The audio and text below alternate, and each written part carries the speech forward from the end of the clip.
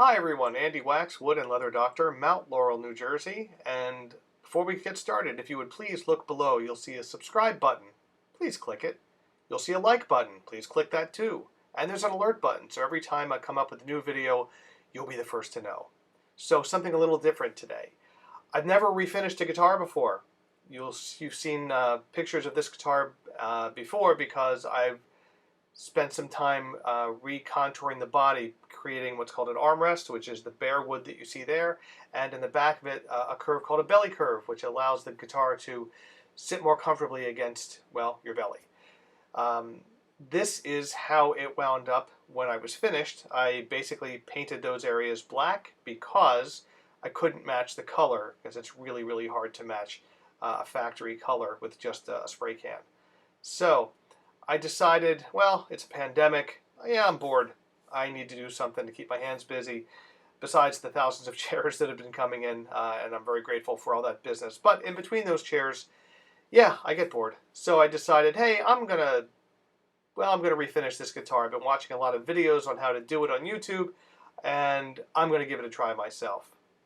So the first thing that I had to do was take all the hardware off of this guitar. So it sort of looks like this. Nothing too complicated, just remove every screw that you can find and take off the pickguard, take out the pickups, take out the wiring, take off the bridge assembly, and if you're clever, you'll figure out how to put it back in. However, I am not clever, so I will be taking this to my good friend Mike Virach, luthier extraordinaire, and I'm going to let him do it. So, when all is said and done, this is what you're left with. Or this is what I was left with, certainly. And what I also did was I taped off all the cavities inside so that paint wouldn't ruin any of the wood in those cavities. I made 3 attempts at trying to paint this guitar and to paint it well. I started with what YouTube recommended, which was a lacquer paint that they use for cars. It turned out horribly. Then I tried a Rust-Oleum enamel, and that also turned out horribly. And finally, I wound up using a Krylon acrylic spray, which turned out better. I just didn't like the blue that I came up with. Plus, when I put the clear coat on, I put the wrong clear coat on, and it ruined all the work that I had done. So I threw out everything, started fresh, and I actually found a color that was very, very close to the butterscotch that I had originally on the guitar. So first thing I had to do was strip this thing, and it was a monster to try to strip. I used citrus peel or something like that, a really good paint stripper, and it was a mess. Finally, it just took sanding and sanding and sanding, and after using just manual sandpaper, started with like 80 grit sandpaper and just tried to get everything off of it that I could, I wound up using my my multi-tool, which is an oscillating tool. It just shakes very violently in a very small amount. So when I attached sandpaper to that, it actually wound up taking off all the stuff that I needed to take off. And then I was ready to continue.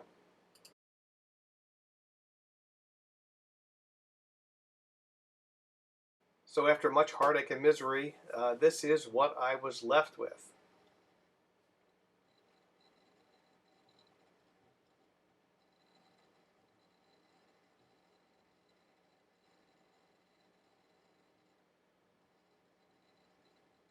Not bad. So while the paint's heating up, I thought I'd show you how I made this handle and how I'm gonna manipulate the guitar when it's wet. So what I did is just took a piece of scrap wood, and I measured the neck pocket here and just notched out the wood right here. So it actually had to use 2 pieces because this wood was too thin and the screws were going through it completely, and it wasn't enough to hold the guitar. So put another shim behind it and just screwed right through where the neck goes in. That's all. And now this thing is sturdy enough. It just have to be careful of these screws because poked myself a couple times, but it's holding fine. And here is the other half of the equation. So what I did here was I took a piece of, I think it's 3-inch diameter PVC pipe, just cut a little piece and notched out the center of it so I could get the screwdriver down and the drill down through it, and 2 screws into my workbench such that this guy goes in here. Come on, get in there. There we go. And that holds the guitar. So I can hold it at any angle and spray to my heart's content. And unlike hanging it, which a lot of people do, which I guess is all right too, I don't have to worry as much about drips because gravity is going to be hopefully working more with me than against me. So I recommend doing something like this if you're going to attempt this sort of thing. So you can see where I cut the armrest, and I had to dig a lot into the body, that the grain, it's end grain, and it really doesn't match up to the rest of the guitar. And you can see all the little pores and the little lines, and when I paint it, as I just test painted it a little bit right there, it doesn't match up at all to the rest of the guitar. So I'm going to have to fill the raw wood there. So I'll show you now how I do it. This is wood fill that you can get at any hardware store. It's a lot like spackle really, but it's made from wood fibers. So what I did in order to fill all those pores to make it smooth is I added some water to it to thin it out a bit, and there is a lovely picture of it, and just spread it and smeared it into all those raw wood areas, like there, and the belly curve in the back. And what I also did was just took some 320 grit sandpaper, because this stuff is really very fragile and it doesn't take any effort at all to get it off. So 320 grit sandpaper, and I used some contact adhesive and just glued it to this little piece of wood. So I've got my own little pre-made sanding block. So as you can see, hardly any pressure at all, and it's already, you know, coming off like crazy. So you just have to be really gentle with it.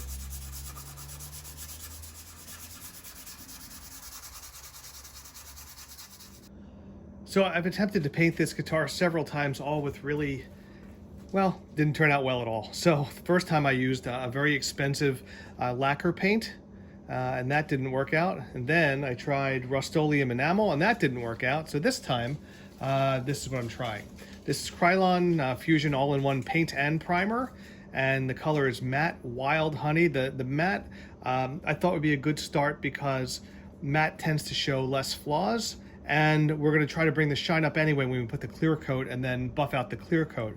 So I thought I could start with a flat and be okay. The color is Matte Wild Honey. This is as close as I could find to the original butterscotch of this Telecaster.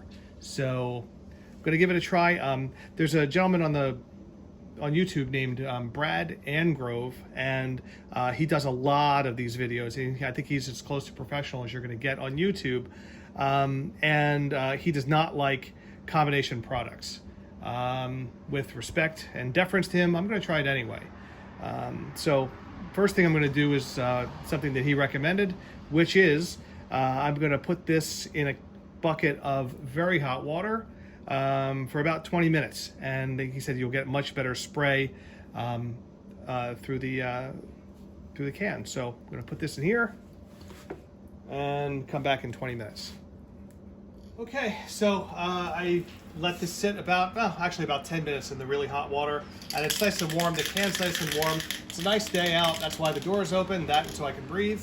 I'm going to put my respirator on now, so that 1, my wife doesn't kill me, and 2, so I actually live to see tomorrow. So, all right, respirator's on,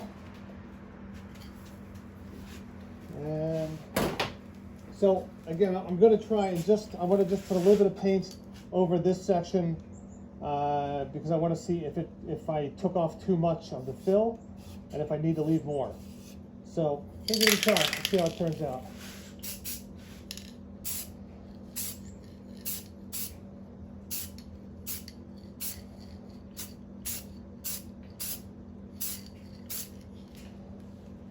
All right, now let's see.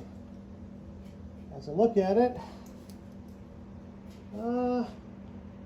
it's close. I can't really tell right now because it's wet, and I can't really tell if this is going to cover all of the little green lines. I'm just not sure. The stuff does dry really quickly, and it says on the back, well, ventilated area, yes. Okay, dries to the touch in 20 minutes and handle after an hour. Wait 1 minute in between coats. Yeah, so, okay, I got a minute. You got a minute? Okay, I'll pause it and let you come back in it for a minute. All right, I'm not sure. I'm just not sure. I'm going to give it another coat. It's been 2 minutes. I'm going to get another coat, see what happens.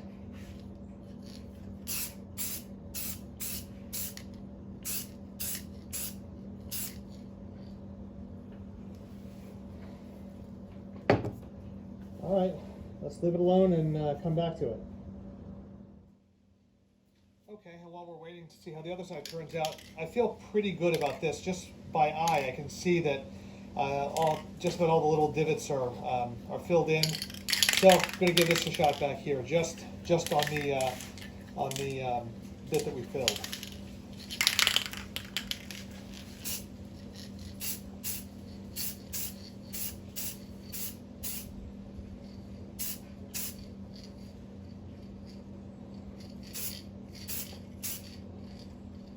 I can see already that this looks pretty darn good.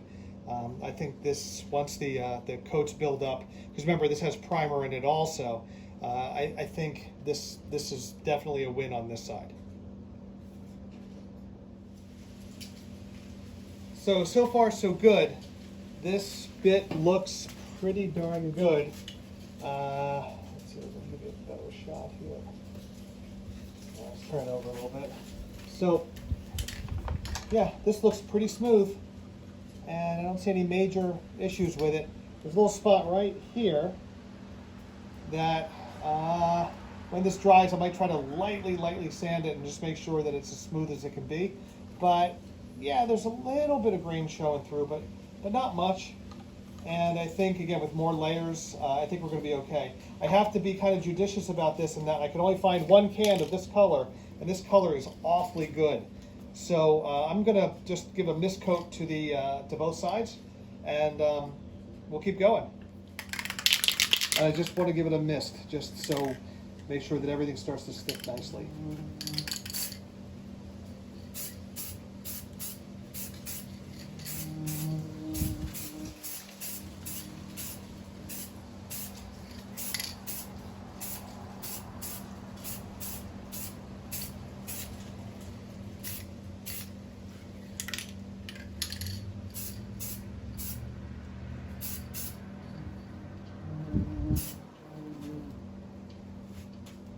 Okay. Yeah, I'm definitely in love with this color, so we'll just keep going.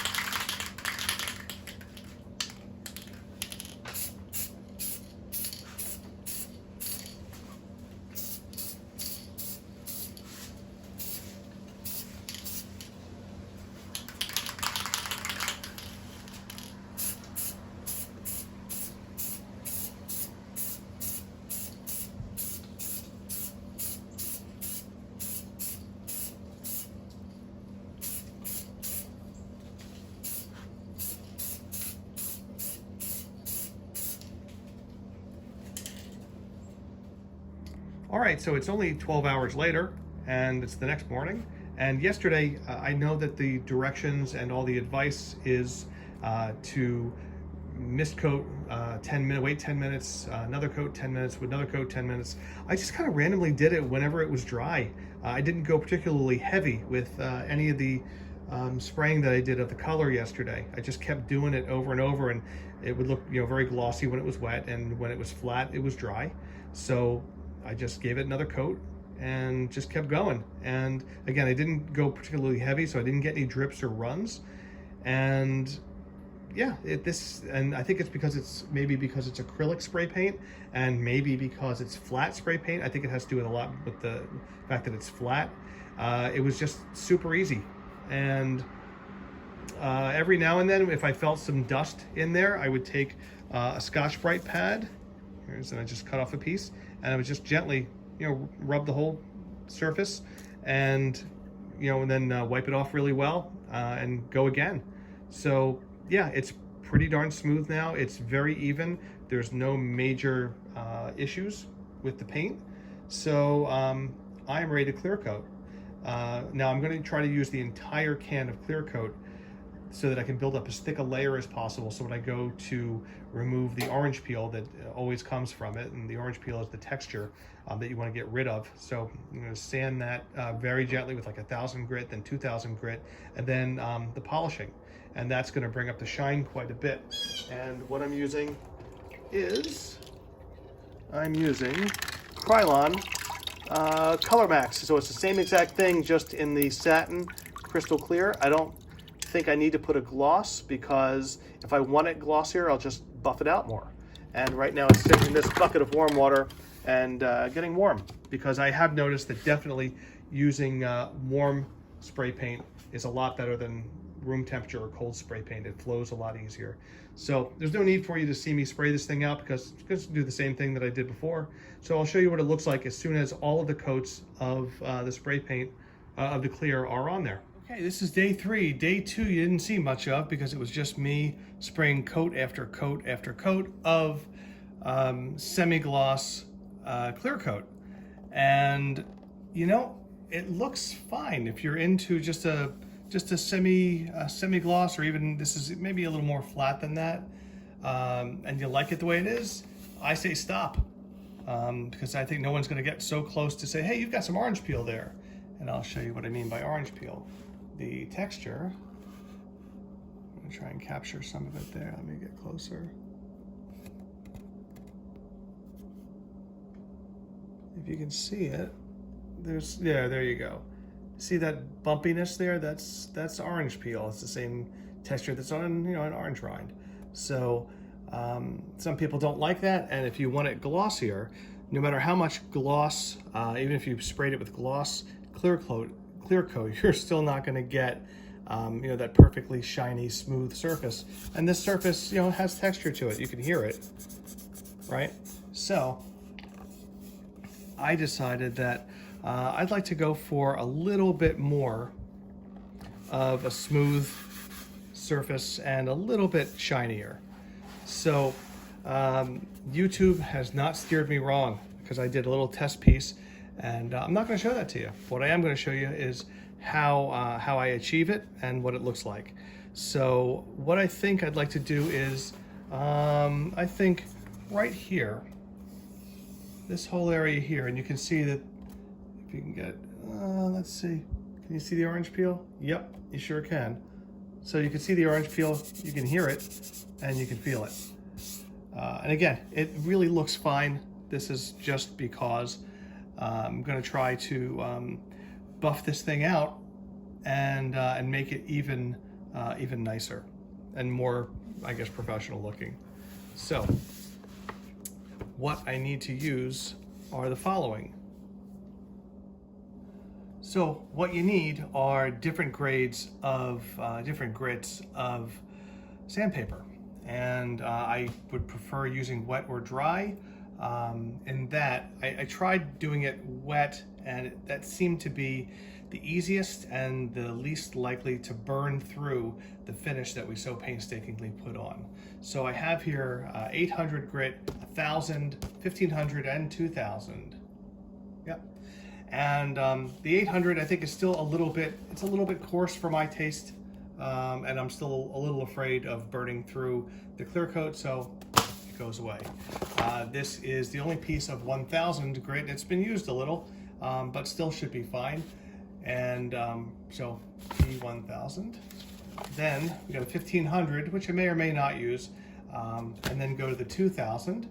And when everything is dull again, and I'll show you what I mean, then we're gonna polish with some Maguires. Now, the whole idea is that you saw in the orange peel you had those little channels around those little bumps, right? Let's see. Closer. Right, so you can see those little channels and little bumps. So the idea is to knock them all down. Now this has, you know, a little bit of a sheen to it, but not much. So when you start sanding, it's going to get really dull and really ugly really fast. And you're going to think, oh my God, I've ruined it. I've got to do it all over again. Not so. Kind of a magical thing that happens. So what happens is, if you start with 1000, and I would do it wet, and you'll knock down a lot of it. Then you'll go to the 2000 to smooth out what you just did, and it'll still be pretty flat and pretty ugly, but that's where the magic of polish comes in. Where you polish it, I'm gonna do it by hand. I tried doing it with a buffer last time and had horrible results, so I'm gonna do it by hand. And I'm just gonna do a little section. I'm just gonna do this part right here, and I think you're gonna see a big difference. So remember what this looked like. Orange peel, flat, and let's get to it. Okay, this is not Windex. This is just soapy water. Dawn dishwashing liquid and some water. So here's my P1000 grit. And I'm not using a block or anything like that because I'm just doing a little area here. And I think because I'm so skittish, I'm gonna be winding up doing little sections at a time throughout this entire thing. Because the thing that worries me the most is burning through. Well, actually, worries me the most is the water not coming out. There it is. So the thing that worries me the most, other than that, is burning through the clear coat. I did that last time for sure. And the way that you know that you burned through the clear coat is keep checking your sandpaper. And if you start to see any of the color of the guitar on your sandpaper, you went too far.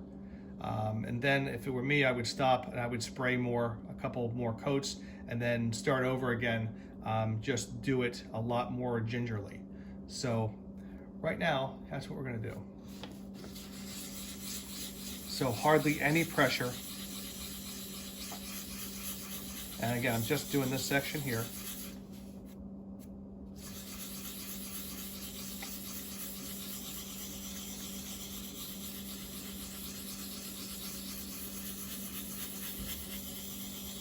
And you can feel it. You can feel it's grabbing. But check, make sure, nope, no color. So we're doing okay. Even though it's not completely better, it's better. So I'm gonna go to the 2000 grit now. I'm gonna bypass the 1500 because again, I'm skittish and I don't wanna burn through it. So let's see what it looks like after a little bit of the 2000.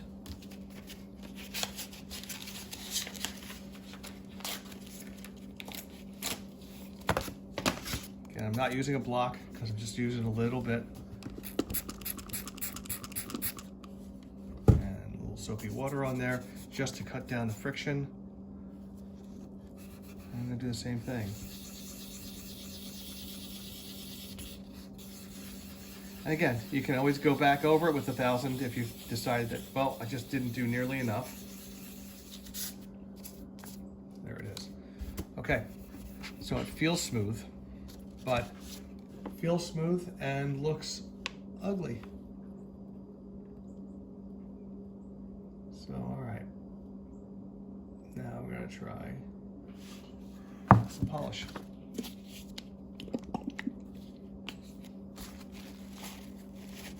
Got that same paper towel.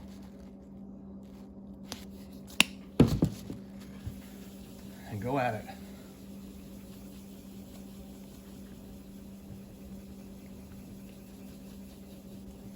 And there's no grain to worry about, so You can go up and down, left and right, diagonally, circularly, clockwise, counterclockwise, who cares?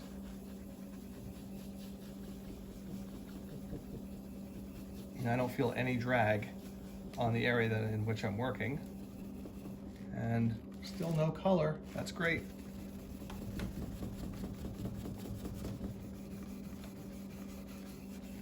Now around the edges are difficult because that tends to be where there's the least amount of paint and clear coat, just by the nature of it being a corner.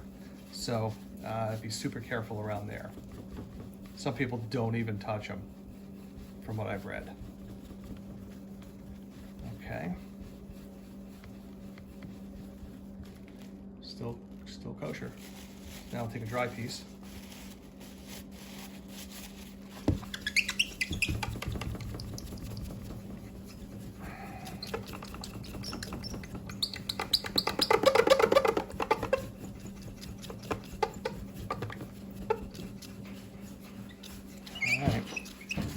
All right, let's take a look. Still okay.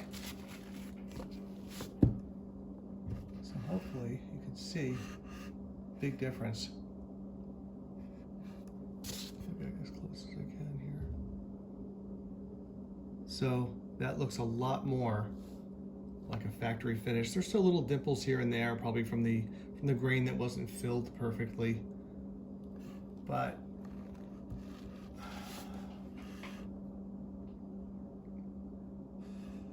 I'm going to take it off the tripod here and try to show you the difference. And I think you can see the rest of the body, again, still has that dull sheen. And then over here, I think there's a big difference in shine and in color. I think it brings out the richness of the paint some more as well, because it doesn't have that dull finish to it. And the last thing that I would do is a little guitar polish, just to kind of clean it up a little bit, which looks like this. And a little guitar polish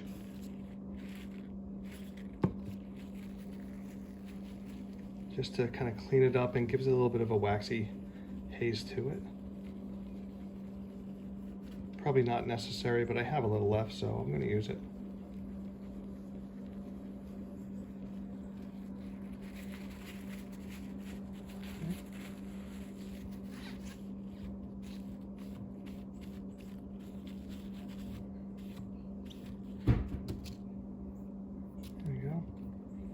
And so there, I think quite a difference. So again, if you're happy with a flatter finish, leave it as it is, it'll be fine. But if you want more of a factory kind of look to it, I say buff it out, just be really careful. 1,000 grit, 2,000 grit, and a good scratch off polish you can get at any hardware store or auto parts store. But yeah, I'm very happy with this. So what I'm going to do now is do the whole shoot and match. And I did some of this last night on the other side. I just did that area, and you can see there quite a difference. It's richer, it's shinier, and looks more like a professional did it, which they didn't. So I'm going to do the whole body, and I'll be back to show you what it looks like.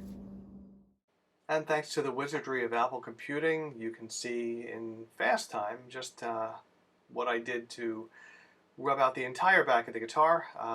Both grits of sandpaper followed by the polish. And then, and at long last, here's the finished final result. I am just thrilled with the way this thing came out, especially from the other 3 attempts that I had with different paints. I really liked using Krylon acrylic. I really liked using their finish, using the 3 different grits of sandpaper and the Meguiar's scratch and swirl remover. I'm just thrilled with the way this thing came out, and I hope you've learned a couple things from it. I know I learned a lot just by doing it, and from, of course, watching all the YouTube videos before this. So thank you very much for watching, and as always, ever fantasize about saving someone's life? Well, it doesn't have to be a fantasy. Go to giftoflife.org and see about getting a stem cell swab kit swab the inside of your cheek, and join the registry, and who knows, you might find out that you're eligible to donate stem cells to someone and save their lives. Thank you very much.